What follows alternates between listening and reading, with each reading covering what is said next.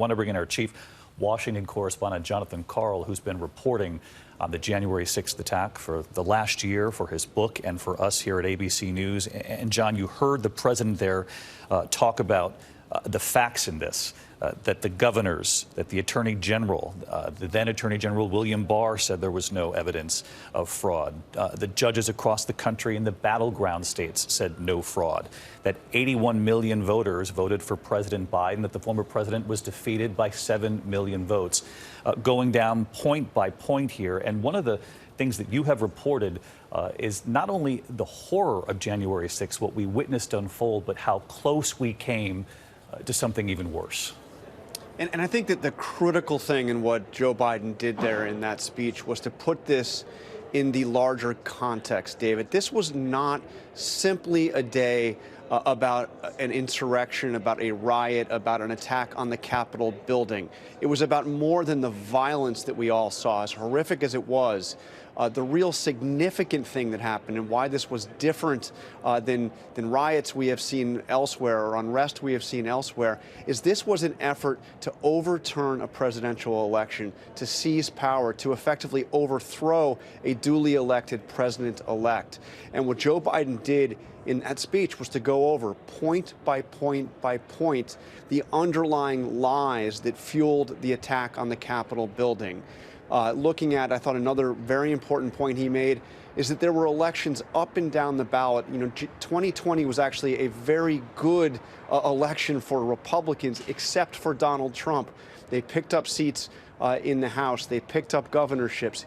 Biden mentions this, goes into this, and understates that Donald Trump was defeated, and he was somebody who could not stand up to the fact he was defeated and was willing, in Biden's view, to put American democracy in jeopardy, to tell the world that he did not lose, when plainly he did lose and lost in multiple ways. John, as you point out, in going down the rest of the ballot and the Republican victories on that day, he questioned why many of the former president's supporters haven't argued the results of those races, but simply the race at the very top of that ballot. And one more quick question before I move on for you, John, is this notion that there was extraordinary pressure on the former Vice President Mike Pence. You have reported on this, and on members of Congress not to move forward. But the bigger picture of that day is that they returned to the Capitol to certify the election.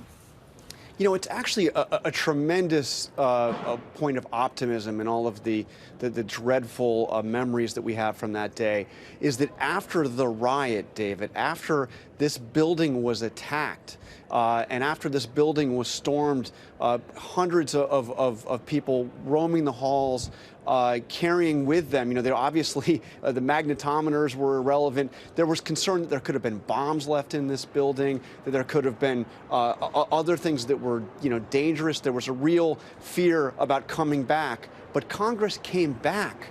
They came back at 8 o'clock that night. They came back, they reconvened, they went through the counting of the votes, and the presidential election was certified. You know, it reminded me, David, I was up here on Capitol Hill on September 11th, 2001. I was covering those attacks. And I remember that evening, and I'm sure you do as well, I was there on the steps of the Capitol over here when the members of the House and Senate came back to a building that had been evacuated and came and assembled on the steps and actually sang "God Bless America" together. I thought it was a similar moment when those members came back and did their work and did their constitutional duty. And despite the attack that had happened that day, despite the fact that there was still broken glass throughout the building, there were blood on the statues, despite the fact you could still get the stench of tear gas and bear spray in the air, they came back, they reconvened, and the certification of the presidential election went forward. Yeah, the symbolism of that moment, democracy holding on such an awful day in our modern history and history at large. Jon Karl, our thanks to you. I want to bring in Rachel Scott. Rachel covers Congress for us, and you heard John there talk about lawmakers returning to the Capitol to certify the vote. Rachel, for so many of the lawmakers, it was their first moment in the Capitol themselves. They had just been elected. Many of these were freshman lawmakers. And I don't like to make the news about ourselves in any way, but for you, You had been a producer for ABC News, a reporter, but this was your first day on the job as our chief congressional correspondent. What an extraordinary thing to witness, and for these lawmakers who will forever remember their first hours on the Hill. First day covering Capitol Hill, David, and the first 100 hours were completely filled with chaos and confusion. I was not alone. For freshman lawmakers, it was their very first week on Capitol Hill, many of them running for safety in a building that they hardly knew. There is a weight that you feel now after January 6th, almost every single time you enter the building.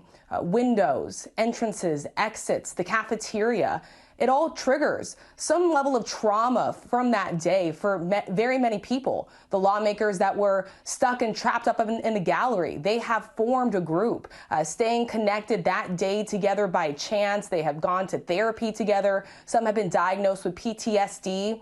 Aides, staff, to House Speaker Nancy Pelosi, who ran and barricaded themselves under a conference room table for hours, just steps away from the mob. They still are dealing with anxiety from that day.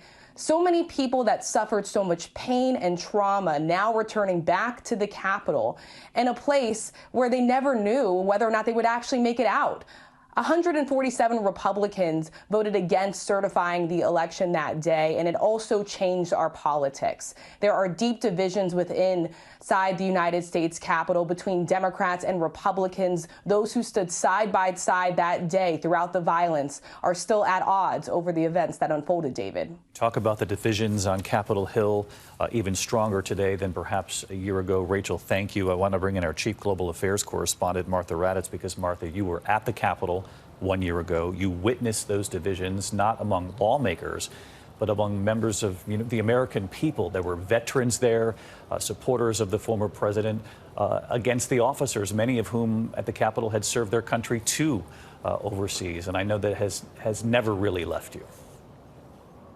It really hasn't, David. It was so stunning to me. And starting very early that morning, I was seeing veterans at the rally, some of them wearing body armor. And you could talk to them about why they had body armor on. And they would say, oh, no, there's not going to be any violence. And then hours later, storming this Capitol building. It was shocking to see veterans on one side and the police on the other, also veterans. Many of them had been in Iraq and Afghanistan, and they were fighting one another. It was a horrific scene. You know, David, I walked around here this week for the first time since January 6th. And if you look out on the mall, that is what those police officers were seeing as they were trying to defend this building, defend democracy. They were looking down at this nation's history, at the Washington Monument, at the Lincoln Memorial. This is the seat of democracy, and they defended it to the best of their abilities. But you have to wonder, David, what effect will President Biden's speech have on them, on those who stormed this building? I have since talked to one of those veterans. He said he still believes to this day that the election was stolen. There is no arguing with him. So those are the people that President Biden also has to try to reach. And it really looks like an almost impossible task, David. Martha Raddatz back at the Capitol 1 year later. Martha, our thanks to you. Our coverage will continue on ABC News Live at abcnews.com. I'll be back a bit later today with a moment of silence at the Capitol, a prayer and the pledge. Our entire team standing by for that. And, of course, a special edition of World News Tonight later today. I'm David Muir in New York. Until then, I'll see you soon. This has been a special report from ABC News. Hi everyone, George Stephanopoulos here. Thanks for checking out the ABC News YouTube channel. If you'd like to get more videos, show highlights, and watch live event coverage, click on the right over here to subscribe to our channel, and don't forget to download the ABC News app for breaking news alerts. Thanks for watching.